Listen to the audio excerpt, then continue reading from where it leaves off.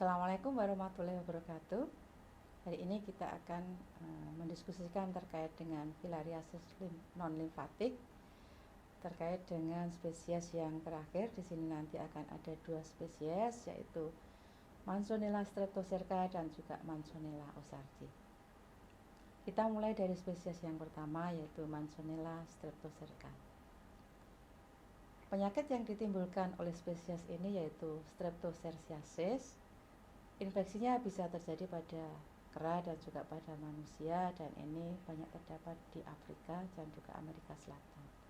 Sebagai hospes perantara, ini dari genus Fulicoides, jadi masuk ke dalam lalat penghisap darah.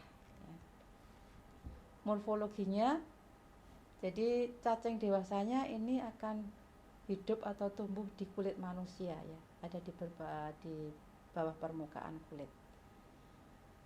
Bentuk morfologinya sama, dia bentuknya seperti benang atau filamen, warnanya putih kekuningan, dan dia memiliki mikrofilaria yang tidak berselubung atau tidak bersarung.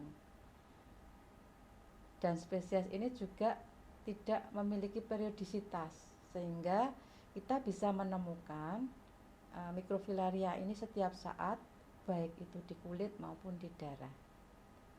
Dan yang khas, mikrofilaria ini tidak memiliki selubung, tetapi dia memiliki nukleus yang berada di dalamnya itu sampai di ujung terminal di bagian kauda, ya. Dan di sana juga ada gambaran seperti kait penggembala di bagian kauda dari mikrofilaria tersebut. Apa yang ditimbulkan atau kerusakan apa yang terjadi ketika ada infeksi dari Manzonella streptocerca ini? Yang pertama, karena infeksinya ada di kulit, sehingga dia akan bisa menimbulkan peradangan, ya, ada dermatitis atau pruritis, dan seringkali juga bisa diikuti dengan adanya makula hipopigmentasi. Jadi ada kelainan kulit berbentuk makula, dan di sana ada warna kulitnya memudar, ya, kalau hipopigmentasi memudar.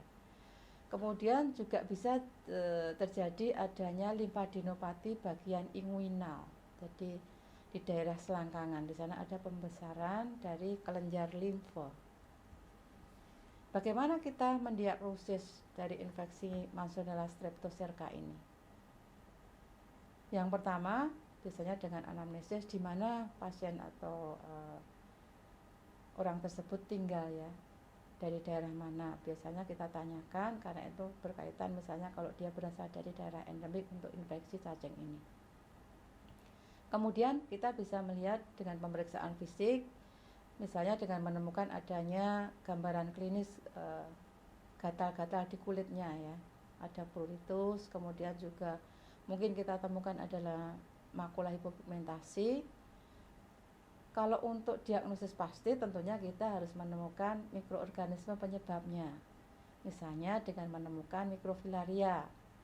Misalnya kita ambil dari sediaan yang ada di bawah kulit, kemudian kita lakukan pemeriksaan di bawah mikroskop.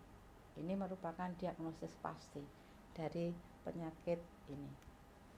Pengobatannya, jadi pengobatan untuk Manzonella streptocerca ini pilihannya bukan DEC tetapi justru malah ivermectin. Kalau pengendaliannya secara umum sama dengan infeksi oleh cacing non-filariasis yang lain. Yang pertama tentunya dengan pengendalian vektor, ya, misalnya dengan insektisida atau pemutusan kontak erat antara vektor dengan hospes. Tadi misalnya dengan tidur dengan kelambu, pakai repelen, atau yang penting lagi adalah tadi seperti yang lain dengan edukasi untuk pasien-pasien utamanya yang ada tinggal di daerah endemik. Kita lanjutkan ke spesies selanjutnya, yaitu Manzonella osardi. Ini juga masuk ke nematoda filaria, ya. Jadi dia distribusinya terbatas di misalnya memang di daerah Amerika, dan sebagai hospesnya ini adalah dari dari lalat Fulicoides dan Simolium. Sama, ini masuk ke dalam lalat yang menghisap darah. Morfologinya, dia bentuknya juga seperti filamen atau juga benang silindris, dan dia hidup di rongga-rongga tubuh juga di dalam tubuh manusia. cacing betinanya juga lebih besar daripada cacing yang jantan. Dan untuk cacing jantan ini khas bagian posteriornya dia membengkak dan dia akan melengkung ke ventral.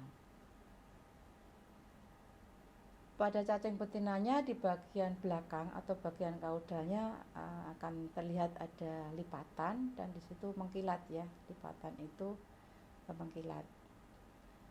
Bentuk mikrofilarianya ini tidak bersarung dan juga tidak punya periodisitas dan punya karakteristik bagian ekornya itu melengkung ya.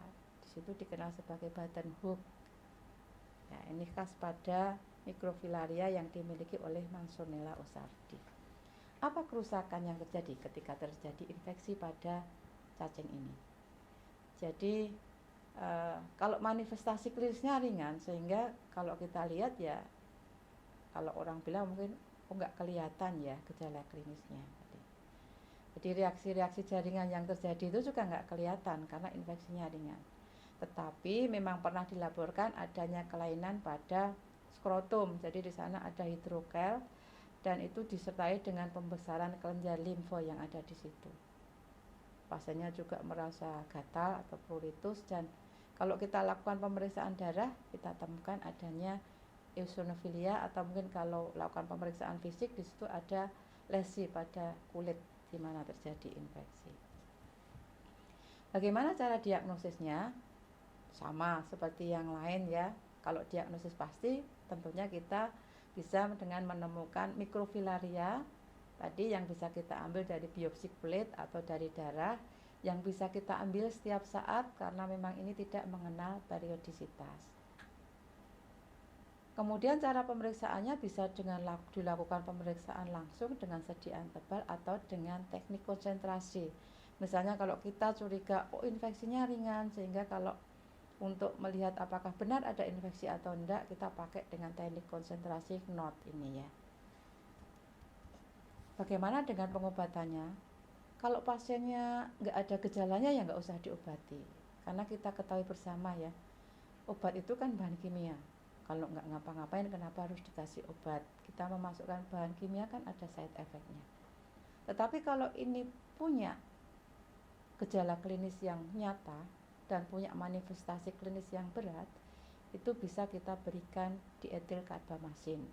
Dan dosisnya ini mungkin lebih besar ya dibandingkan dengan dosis yang dipakai untuk pengobatan infeksi cacing yang lain.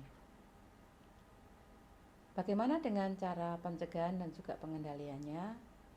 Seperti juga yang lain, tentunya kita harus dengan pengendalian vektor karena memang infeksi filaria non limfatik ini kan memang semua diperantarai oleh vektor, entah itu nyamuk atau entah itu lalat, sehingga kita bisa yang utama itu adalah dengan pengendalian vektor dengan menggunakan insektisida. Yang kedua dengan pemutusan kontak ya, bisa dengan repelen, bisa dengan pakai kelambu atau juga pemberantasan tempat-tempat breeding place atau perindukannya, dan juga dengan edukasi yang ini yang paling penting yang bisa kita lakukan sebagai tindakan pencegahan untuk infeksi ini. Ini yang bisa saya berikan terkait dengan filariasis non-limfatik. Semoga bermanfaat. Mohon maaf jika ada yang kurang berkenan.